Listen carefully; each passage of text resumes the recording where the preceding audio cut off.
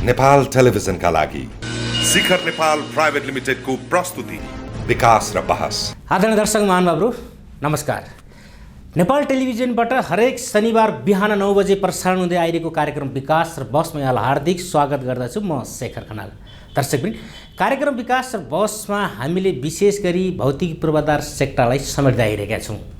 तर आजभोलि हामी कृषि क्षेत्रमा अलिकति बढी ध्यान दिइरहेका छौँ, किनभने तेस्रो राष्ट्रिय शिखर कृषक अवार्ड पनि नजिकै आइरहेको अवस्थामा कृषि क्षेत्रमा के कस्ता कामहरू भइरहेका छन् भन्ने कुराहरू दर्शकहरू लगायत कृषि विज्ञहरू त्यसपछि किसानहरूका लागि पनि आवश्यक छ भन्ने महसुस गर्दै हामी आजको श्रृङ्खलामा पनि एकजना कृषि क्षेत्रसँग सम्बन्धित रहनुभएका एकजना विशिष्ट व्यक्तिलाई हाम्रो स्टुडियोमा निम्ताइसकेका छौँ।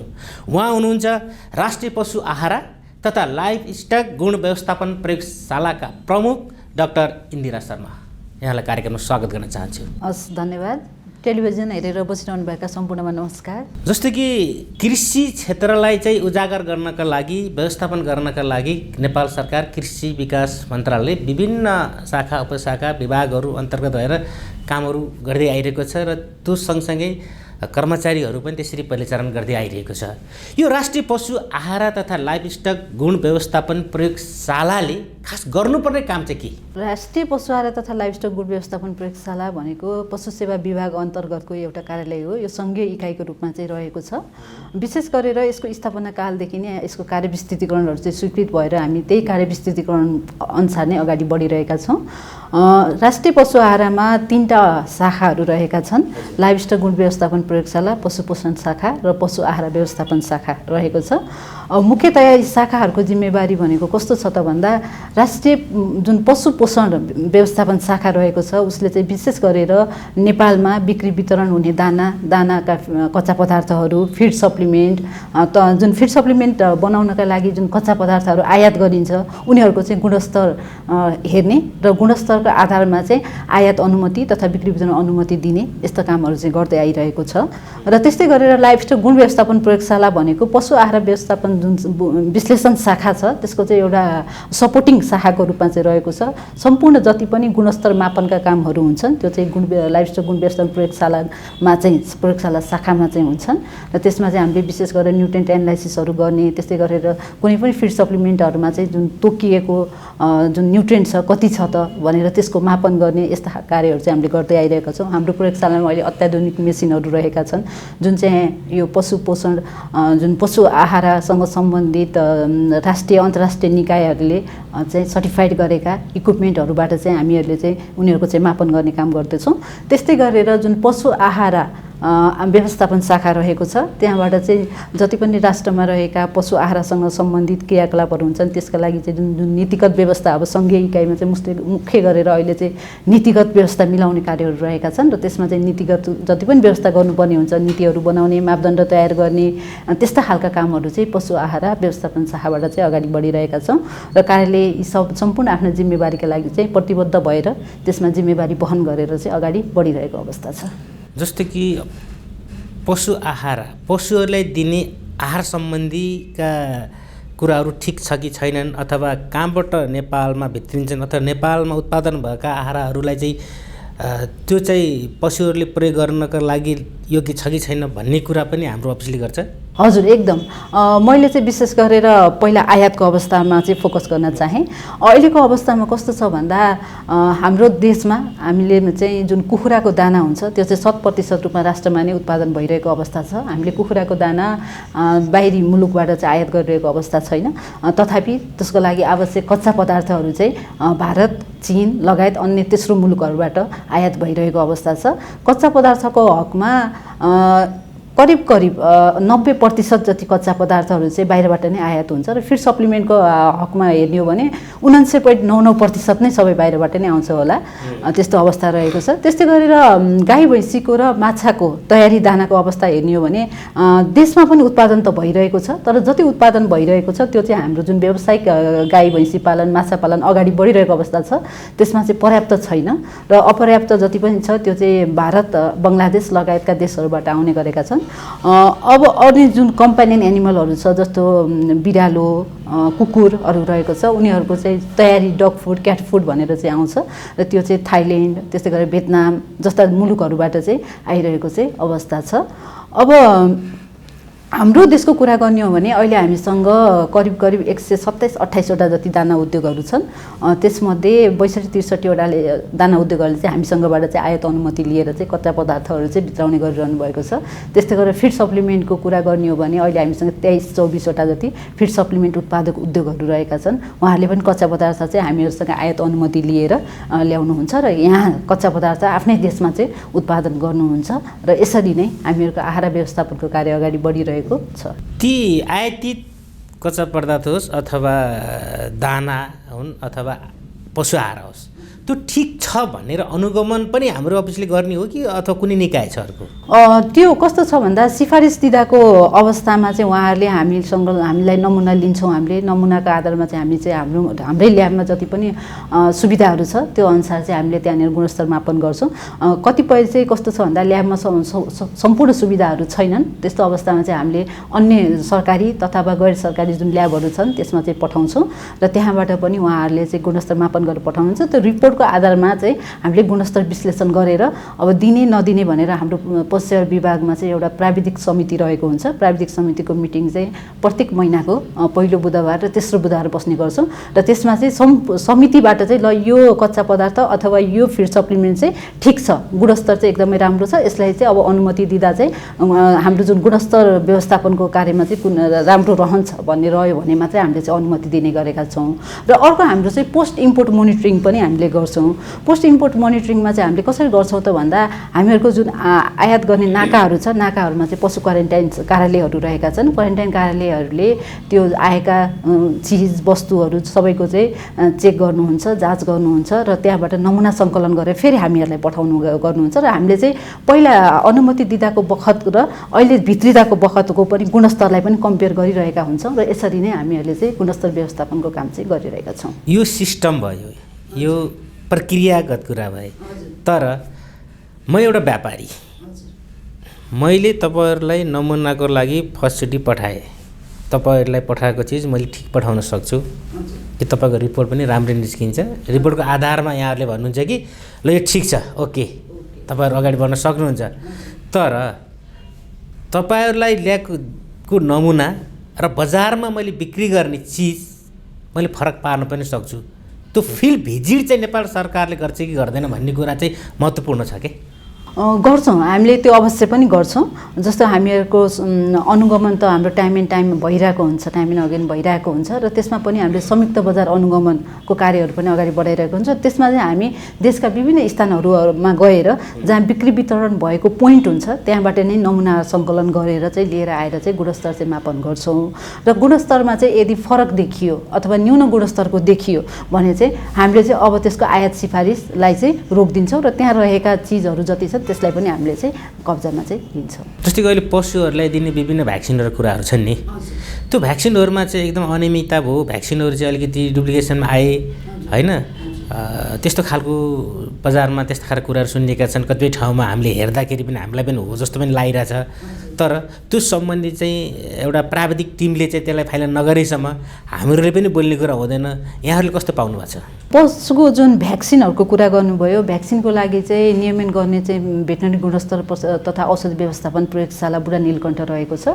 उहाँले उपसमितिको रूपमा काम गर्नुहुन्छ होइन। अनि त्यहाँबाट चाहिँ फेरि प्राविधिक समितिमा पेस गर्नुहुन्छ र प्राविधिक समितिले ठिक देखे पछाडि चाहिँ आयात अनुमति दिने हो।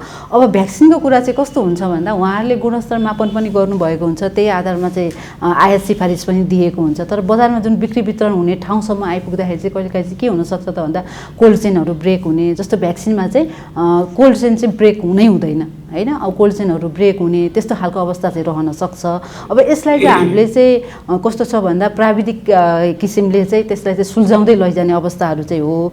अब गुणस्तरकै कुरा गर्ने हो भने चाहिँ जहाँसम्म लाग्छ गुणस्तर चाहिँ राम्रै छ, तर भ्याक्सिनको जुन व्यवस्थापन प्रणाली छ त्यसमा चाहिँ कमजोरी रहेको हुनसक्छ र त्यसलाई चाहिँ व्यवस्थापन गर्नतर्फ चाहिँ लागिरहेका नै छ। प्रयोगशालाहरू रहेका छन् हामीहरूको जुन बाहिर, हामीसँग अहिले 5वटा प्रयोगशालाहरू रहेका छन् प्रदेश स्तरमा, तर सङ्घीय इकाइकै अन्तर्गत चाहिँ रहेर चाहिँ काम गरिरहनु भएको छ होइन। अब प्रयोगशालाहरूमा हामीले भ्याक्सिन ब्याङ्कको रूपमा स्थापना गरेका छौँ। त्यहाँनिर चाहिँ भ्याक्सिनहरू चाहिँ ल्याएर चाहिँ स्टोर गर्नुहुन्छ। त्यसै गरेर भ्याक्सिनको स्टकिस्टहरू हुनुहुन्छ। स्टकिस्टहरूलाई पनि हामीले अहिले हामीसँग जम्मा 10वटा स्टकिस्ट मात्रै हुनुहुन्छ। अब स्टकिस्टहरूलाई पनि हामीले उहाँहरूसँग रहेको क्षमता हेरेर मात्रै स्टकिस्टको चाहिँ सर्टिफिकेट दिने हो। अब यतिकै चाहिँ हामीले सर्टिफिकेट पनि दिँदैनौँ होइन। उहाँहरूको सबै प्रणाली ठिक छ, उहाँले कोल्ड चेन मेन्टेन गर्न सक्नुहुन्छ, बिक्री वितरणलाई व्यवस्थित गर्न सक्नुहुन्छ भन्ने आधारमा मात्रै हामीले स्टकिस्टको अनुमति दिने हो। त्यसरी चाहिँ अगाडि बढिरहेको छ। तथापि केही कमी कमजोरीहरू चाहिँ रहेका हुन्छन् र त्यही नै कमी कमजोरीहरूलाई सुल्झाउनको लागि, तिनै समस्याहरूलाई निराकरण गर्नको लागि चाहिँ अब हामी यो ठाउँमा छौँ र हामी प्रतिबद्ध भएर अगाडि बढिरहेका पनि छौँ। जस्तै कि हरेक कुराहरू एउटा सिस्टममा चल्छ, एउटा सिनियर जुनियरको आधारमा पनि हाम्रो कर्मचारी तन्त्र ब्युरोक्रेसी चाहिँ चलिरहेको हुन्छ, चाहे आर्मी होस्, चाहे पुलिस होस्, चाहे हाम्रो कर्मचारी संयन्त्रणमा होस्। तर के हुन्छ भने पहिला के थियो भने अलिकति बुढापाकाहरू हुनुहुन्थ्यो सिनियरको रूपमा, प्रमुखको रूपमा। तर उहाँहरू चाहिँ आफ्नो सिस्टम पद्धतिमा चल्ने र अन्य दिमाग नलगाउने होइन। जस्तो कि आफूभन्दा जुनियरसँग पनि उहाँसँग भएको ज्ञान सिपलाई लिएर त्यो चिजलाई प्रयोग गर्न सकिन्छ नि। तर के मानसिकता के थियो भने आफूभन्दा जुनियर ल्याइसकेपछि चाहिँ मभन्दा चाहिँ ठुलो हुन्छ कि भन्ने मानसिकताले चलिरहेको थियो। तर अहिले आएर एउटा युवा होइन, भोलि नेपाल सरकारकै सचिव पदमा पुग्न सक्ने हैसियतले यहाँको त्यो अवस्था छ। यहाँ अहिले युवा अवस्थामा भए पनि प्रमुख भएर बस्नुभएको छ र हिजो आफू जुनियर बस्दाखेरि चाहिँ मैले यस्तो यस्तो गर्न सक्थेँ विधामा, तर मैले कसरी व्यक्त गर्ने, कसरी भन्ने कुराहरू थियो होलान्। आज आफै प्रमुख भएर बस्दाखेरि जुन कार्यालयमा हजुर बसेर प्रमुख बसेर काम गर्नुभएको छ, त्यो कार्यालयको लागि नयाँ सोच होइन, नयाँ पद्धति के गर्छु जस्तो लाग्छ? कस्तो खालको चाहिँ प्रतिबद्धता यहाँसँग छ त? हजुर, अब स्वाभाविक नै हो। अब जब नयाँ व्यक्तिहरू नयाँ ठाउँमा जानुहुन्छ तर नयाँ सोचहरू हुन्छ र नयाँ सोचहरूलाई विकास गर्दै चाहिँ अगाडि बढ्नुपर्ने हुन्छ।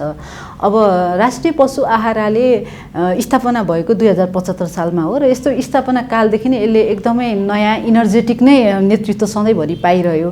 अहिले पनि अब म चाहिँ त्यहाँनिर नेतृत्वको अवस्थामा छु होइन। अब मेरो पनि केही सोचहरू छन्, जस्तो कि अब विशेष गरेर हामीले गर्नुपर्ने चाहिँ नीतिगत कामहरू चाहिँ एकदमै धेरै छन् अहिलेको अवस्थामा। अब सङ्घीयतामा गइसके पछाडि र अधिकारहरू जुन को बाँडिसके पछाडि अब हामी चाहिँ जुन संविधानको अनुसूची अनुसार चाहिँ जुन कार्यविस्तृतीकरण छ त्यो अनुसार चाहिँ अगाडि बढ्नुपर्ने हुन्छ र त्यसमा पनि सङ्घीय इकाइको मुख्य काम भनेको नीतिगत कामहरू चाहिँ रहेका छन् र त्यसलाई प्रवर्धन गर्ने तथा अन्तर्राष्ट्रिय जगतमा चाहिँ अब देशको अवस्थालाई चाहिँ उजागर गर्ने हिसाबका चाहिँ जिम्मेवारीहरू चाहिँ रहेका छन्। र मैले विशेष गरेर अहिलेको अवस्थामा फोकस गरिरहेको भनेको नीतिगत अवस्थालाई नै हो। जस्तो अहिलेको अवस्थामा हामीसँग साइलेज जस्ता जुन पशु आहारलाई खुवाउने वस्तुहरू छन् तिनीहरूको माग पनि एकदमै धेरै छ र त्यसको उत्पादनको लागि प्राइभेट सेक्टर पनि अगाडि आइरहेको अवस्था छ। प्राइभेट सेक्टरबाट पनि त्यसको उत्पादन गरिरहनु भएको छ। तर अहिले हामीसँग के छ त भन्दा र साइलेज नेपालमा उत्पादन हुने र बिक्री वितरण हुने साइलेजको गुणस्तर के हुने त भन्ने चाहिँ हामीसँग मापदण्ड छैन। अब हामीले चाहिँ छिट्टै नै त्यो हामीले मस्यौदा तयार गरिसकेका छौँ र अब हामीले त्यसलाई चाहिँ स्वीकृति प्रक्रियामा चाहिँ अगाडि बढाउने चाहिँ कोसिस गरिरहेका छौँ। अब हामीसँग यो दोस्रो चौमासिक अवधिभित्रमा साइलेज र जुन मिनरल ब्लकहरू चाहिँ पशुपक्षीलाई खुवाउने मिनरल ब्लकहरू छन् त्यसको स्ट्यान्डर्ड मापदण्ड चाहिँ हामीले चाहिँ स्वीकृत गर्ने हिसाबले चाहिँ अगाडि बढिरहेका छौँ। त्यस्तै गरेर विगतदेखि नै घाँसेबाली स्रोत केन्द्र भनेर हामीसँग घाँसेबाली स्रोत केन्द्रहरू रहेका छन्। अब यो विभिन्न स्ट्यान्डर्डका छन्, एकदमै राम्रो व्यवस्थापनदेखि लिएर कमजोर न्यून व्यवस्थापनसम्मका स्रोत केन्द्रहरू चाहिँ हामीसँग रहेका छन्। अब हामीहरूले त्यो सबै स्तरका जुन स्रोत केन्द्रहरू छन् त्यसलाई कसरी हार्मोनाइज गरेर अगाडि लैजाने त र कसरी फिल्टर आउट गर्ने त? अब भोलि राष्ट्रले आफ्नो स्रोत साधनहरू फ्लो गर्दाखेरि पनि जसमा चाहिँ राम्रो खालको व्यवस्थापन छ त्यसमा चाहिँ अगाडि बढ्नुपर्ने नै हुन्छ। किन भन्दा गुणस्तर अब चाहिँ क्वान्टिटीको मात्रै कुरा नभइकन अब क्वालिटीतर्फ चाहिँ हामी प्रतिबद्धता व्यक्त गर्नुपर्ने अवस्था भइरहेको छ होइन।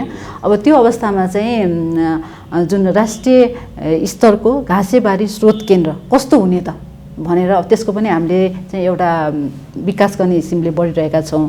त्यसै गरेर अर्को मुख्य काम जुन गर्नुपर्ने छ हामीहरूले चाहिँ अहिले चाहिँ हामीसँग उद्योगहरू छन्, फिड सप्लिमेन्टको उत्पादक उद्योगहरू हुनुहुन्छ, तयारी दाना उत्पादक उद्योगहरू हुनुहुन्छ। त्यसै गरेर फिड सप्लिमेन्ट र तयारी दानाहरूको विक्रेता गर्ने जुन ट्रेडर्सहरू हुनुहुन्छ, त्यसै गरेर चरण क्षेत्रहरू छन्, त्यसलाई चाहिँ अब चाहिँ प्रविधिमा ल्याउनुपर्छ, डिजिटलाइजेसनमा जानुपर्छ भन्ने हिसाबले चाहिँ अहिले चाहिँ अब हामीहरूले चाहिँ त्यसलाई चाहिँ जियो म्यापिङ गर्ने हैन, त्यसै गरेर डिजिटल इन्भेन्ट्रीहरू तयार गर्ने यस्तो खालको कामहरू चाहिँ अगाडि बढाइरहेको छु।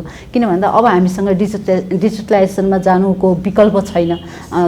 हाम्रो चाहिँ अब विश्व धेरै अगाडि बढिसकेका छौँ, हामीले त्यसलाई पछ्याइरहेका छौँ। अब हाम्रो छिमेकी राष्ट्र नै पनि पशु आहारको क्षेत्रमा धेरै अगाडि बढिसकेको छ र त्यसलाई चाहिँ हामीले पनि त्यही पेसमा चाहिँ हामी अगाडि बढ्नुपर्ने बाध्यता चाहिँ हामीसँग छ र त्यही अनुसारले चाहिँ अब कार्यलाई चाहिँ अगाडि बढाउने चाहिँ सोच चाहिँ राखेको छु। म अलिकति फरक पार्न जान्छु है, यहाँलाई जागिर खाने सोच कसरी आयो?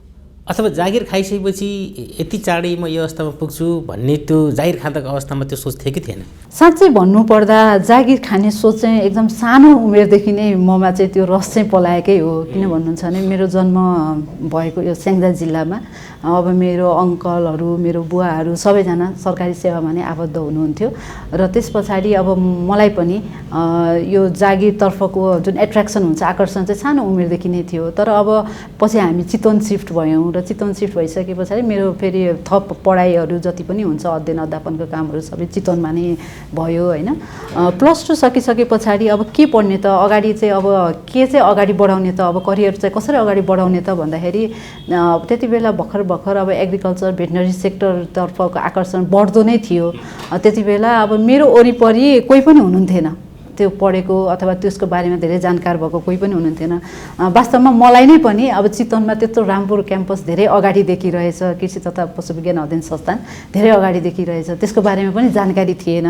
तर अब के गर्ने, करियरलाई कसरी अगाडि बढाउने भन्दै गइसकेपछि त्यहाँनिर गयो। हो त म त एउटा कृषकको छोरी, हाम्रो देश नै कृषि प्रधान देश, म त कृषि पढ्छु भनेर चाहिँ म कलेजसम्म पुगेँ र त्यहाँ पुगिसकेपछि अझै फेरि मलाई यो भेटनरी तर्फले चाहिँ अलिकति एट्र्याक्ट गर्यो र त्यसपछि मैले चाहिँ आफ्नो बिबिएससी एएचलाई चाहिँ अगाडि बढाएँ।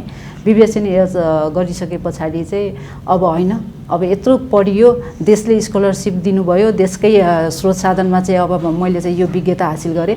अब यो विज्ञतालाई चाहिँ बाहिर गएर चाहिँ गर्नुभन्दा आफ्नो देशमा नै जे छ यहाँको स्रोत साधन त्यसमा नै रहेर चाहिँ काम गर्छु भन्ने खालको सोच चाहिँ ममा आयो र त्यस पछाडि चाहिँ अब भर्खरै लोकसेवा पनि खुलिरहेको थियो अनि लोकसेवामा पनि एप्लाई गरेँ र पहिलोचोटिमा नै मैले नाम निकाल्न सफल पनि भएँ।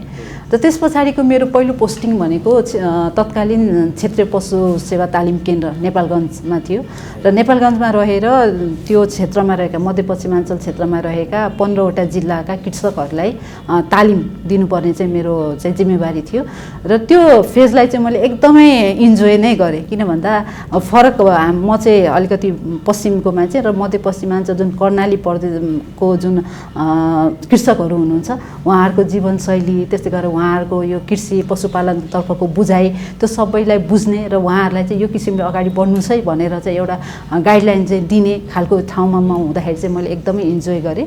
र त्यहाँको 3 वर्षको बसाइ पछाडि चाहिँ म पशु सेवा विभाग अलिकति अब चाहिँ फिल्डलाई चाहिँ अलिकति बुझेँ मैले, अब चाहिँ केन्द्रलाई पनि बुझ्नुपर्छ भन्ने सोच्दै पशु सेवा विभागमा आएँ र पशु सेवा विभागमा 2 वर्ष जति चाहिँ म रहेर काम गर्दा गर्दा चाहिँ फेरि यता अब ठ्याक्कै 2nd क्लासको पनि एक्जाम भयो, फेरि यता एपियर भइसके पछाडि र मेरो पदोन्नति भइसके पछाडि जागिर खानु भन्दा पहिला बिहे भयो कि जागिर खाइसकेपछि बिहे भयो? मेरो बिहेबारी जागिरभन्दा अगाडि, इनफ्याक्ट म बिबिएससी एएच पढ्दै गर्दा नै मेरो चाहिँ बिहेबारी चाहिँ भइसकेको थियो।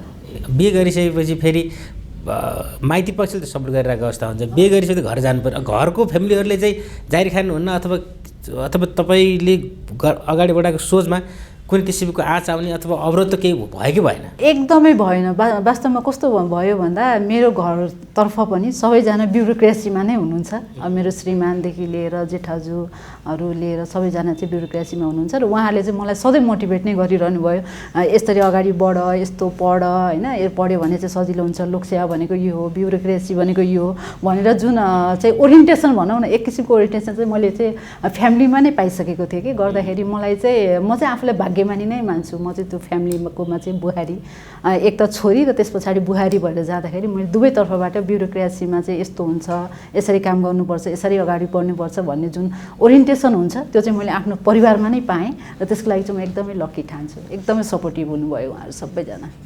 तपाईँहरूको एजका त्यो बेलामा जुन खेर पढ्दै गर्नुहुन्थ्यो तपाईँहरूले कलेजतिर, त्यो बेलाका कलेज सकाएपछि अथवा प्लस 2 सकाएपछि एकदम धेरैभन्दा बाहिर गएको अवस्था थियो। तपाईँ चाहिँ बाहिर नगएर नेपालमै बसेर के गर्छु भन्ने सोचले अगाडि बढ्नुभयो। आज देशलाई माया गर्ने मान्छे, माटोलाई माया गर्ने मान्छे भनेर चाहिँ नेपालमै बसिरहेको अवस्थामा उनीहरूको अन्तिम अवस्था भनेको एकदम नाजुक हुँदै गयो। देशलाई माया गरौँ तर देशले माया गरेन भन्ने खालका फिडब्याक पनि आइरहेको अवस्था छ र विदेशमा बसेर थुप्रो पैसा कमाएर त्यो रिटायर लाइफ चाहिँ नेपालमा बसेका मान्छेहरूको चाहिँ फेरि एकदम डिफ्रेन्स, एकदम राम्रो अवस्था देखिन्छ कि। त्यो बेला तपाईँलाई कस्तो लाग्छ? भोलि मेरो जीवन चाहिँ हुन त तपाईँ चाहिँ अब एउटा इस्टाब्लिस भइसक्नुभयो, तपाईँ सो सरका त्यो एजका ग्रुपहरूलाई चाहिँ तुलना गर्दाखेरि कस्तो लाग्छ तपाईँलाई? अब यस्तो हो, मान्छेले अब आत्मसन्तुष्टि चाहिँ कहाँबाट लिने, केबाट लिने भन्ने कुरामा पनि फरक पर्छ। अब कतिलाई आत्मसन्तुष्टि चाहिँ अब आफूले आर्जन गरेको धन सम्पत्तिबाट होला होइन, कतिलाई चाहिँ आत्मसन्तुष्टि चाहिँ आफूले गरेको कर्मबाट हुन्छ, आफूले चाहिँ राष्ट्रप्रति पुर्याएको योगदानबाट हुन्छ होइन। अब मलाई अहिलेको अवस्थामा के लाग्छ भन्दा म एकदम मध्यम वर्गीयमा चाहिँ जन्मेको छोरी र मध्यम वर्गीय नै फ्यामिलीको चाहिँ बुहारी र मलाई चाहिँ एकदम हाइफाई लाइफ बिताउँ त्यस्तो खालको सोच कहिले पनि छैन। एकदम साधारण लाइफ बिताउँ भन्ने यो चाहिँ सोच चाहिँ छ होइन। अब मैले चाहिँ आत्मसन्तुष्टि चाहिँ मेरो कर्मबाटै लिन्छु कि मैले चाहिँ यो गर्न सकेँ, मैले देशलाई चाहिँ यो योगदान पुर्याउन सकेँ, एउटा उल्लेखनीय मैले एउटा मात्रै काम गर्न सकेँ भने पनि मैले चाहिँ त्योबाट आत्मसन्तुष्टि लिएर चाहिँ बस्न सक्छु जस्तो चाहिँ लाग्छ। र अहिलेको युवाहरूमा पनि त्यो सोच चाहिँ देखिन्छ। कतिपय युवाहरूलाई चाहिँ अझै पनि अब आकर्षण चाहिँ छ, अब मेटेरियलिस्टिक लाइफमै आकर्षण चाहिँ छ, तर अब अहिलेको चाहिँ अलिकति युवाहरू पनि परिवर्तन भइरहेको अवस्था छ। अलिकति राष्ट्रप्रेम चाहिँ उहाँहरूमा पनि भरिँदै आइरहेको चाहिँ अवस्था छ। देशलाई चाहिँ होइन यो गर्नुपर्छ, यति गर्नुपर्छ भन्ने खालको सोच अहिलेको चाहिँ युवाहरूमा एकदमै देखिन्छ। हामी सामाजिक सञ्जालमा पनि हेर्न सक्छौँ उहाँहरूले चाहिँ देशलाई कति माया गर्नुहुन्छ होइन। गर्दाखेरि भोलिको विश्वमा, भोलिको अवस्थामा चाहिँ युवाहरूले चाहिँ आत्मसन्तुष्टि लिने त्यहीँबाट नै हो। हामी जे छ त्यसैमा खुसी हुन सक्छौँ नि त। जागिर एउटा घरमा बुवा आमा हुनुहुन्छ, श्रीमान हुनुहुन्छ, श्रीमती हुनुहुन्छ, बालबच्चा सबै चिज छ। श्रीमान पनि अफिस जाने, श्रीमती पनि अफिस जाने, फर्केर आइसकेपछिको अवस्था एउटा दैनिक दिनचर्या हेर्नुहोस्। बिहान उठ्नु पऱ्यो, खानासाना बनाउनु पऱ्यो, श्रीमानलाई खुवाउनु पऱ्यो, आफू खानु पऱ्यो, बालबच्चालाई कहाँ सेलेक्ट गर्नु त गरेर जाहिर खान जानु पऱ्यो, फर्केर आउनु पऱ्यो, बेलुका फेरि घरधन्दा पनि गर्नु पऱ्यो होइन, भोलिको तयारी पनि गर्नु पऱ्यो।